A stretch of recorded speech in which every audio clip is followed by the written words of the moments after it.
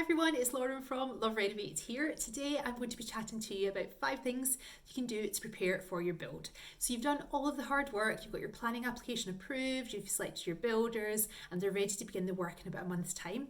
But there are things that you can do now to make sure you're as ready as you'll ever be for the renovation beginning.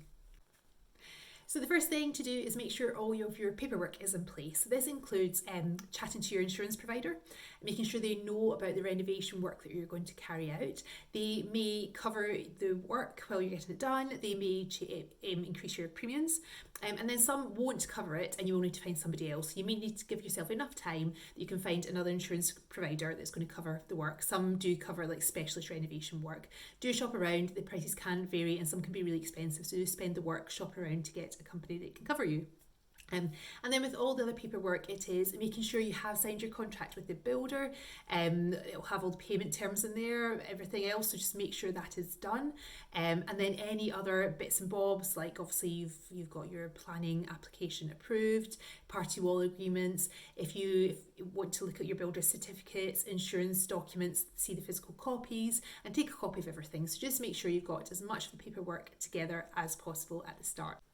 So the second thing to do before you start the build is have a meeting with your builder, confirm the timescales, make sure, because they'll be working on another project, so make sure they are able to start on the particular day that you agreed. If there's going to be any slight delays or if they're kind of maybe doing a bit of finishing off one job and starting yours. And chat about anything like, are there any materials that there are issues now ordering since you spoke to them, maybe a couple of months ago when you agreed it. So really work with them all the time, the project timelines. Confirm what materials they're ordering, what is expected of you, and also when you need those materials by, so if that's changed. But know all of your milestones and things like, for example, if you're getting your kitchen designer to actually fit your kitchen, confirm roughly when those dates are. Just make sure everyone's on board and you know what kind of timelines that you are working to. So the third thing to do before you start your renovation is declutter as much as possible. So use this as an opportunity to get rid of anything that you no longer use. So if you're doing like a kitchen extension, for example, if you've had appliances lying at the back of the cupboards for years, do get rid of this now rather than moving it back into your new beautiful kitchen.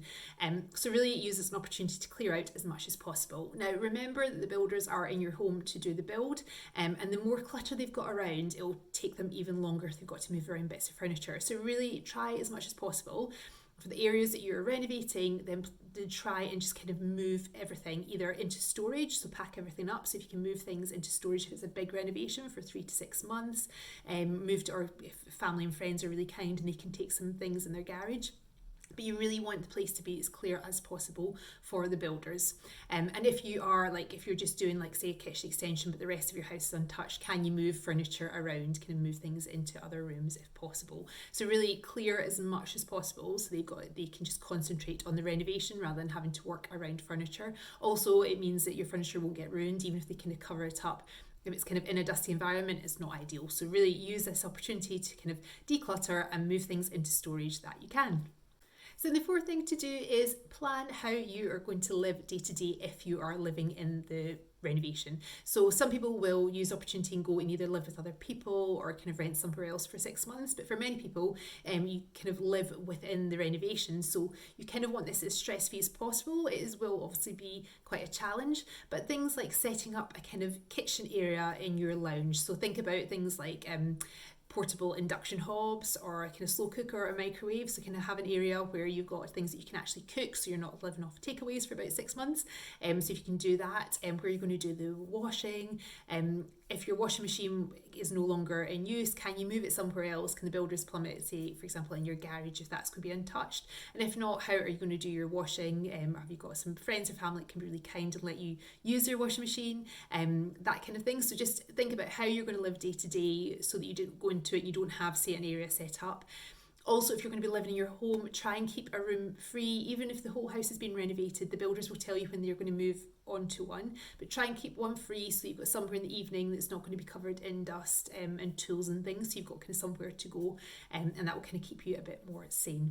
So the fifth thing to do before you start your renovation is make sure you've prepped your house for the build. So if you are not using particular rooms, you maybe want to seal off the doors to minimise the dust going in. If you're not doing any renovation work upstairs and say your carpets are in good condition, you're not planning on changing them, Cover those off so you're not taking the dust all the way up the stairs and into the kind of landing in the bedroom. So just have something down, some kind of protective sheet so you're not treading dust in. And then also make sure if there's anything that you've got that's particularly expensive or value, then either put it in storage or move it into a room that's been untouched. You don't want something being broken by accident during the renovation. And also if you've got something like an expensive hoover, don't leave that out. The builders will have their own. You don't want them to use yours for any kind of construction materials. So kind of make sure you've got everything out of sight and kind of sealed off. And then also what you want to do is leave the builders some old cups, coffees, mugs, tea and coffee, kettle, things like that. And they've got their little station that they can have, and you don't need to be the one if you're living in the house making the tea throughout the day, and that'll be much appreciated by them. I hope you found those tips useful. If you want some more advice on home renovation, then head over to loverenovate.co.uk.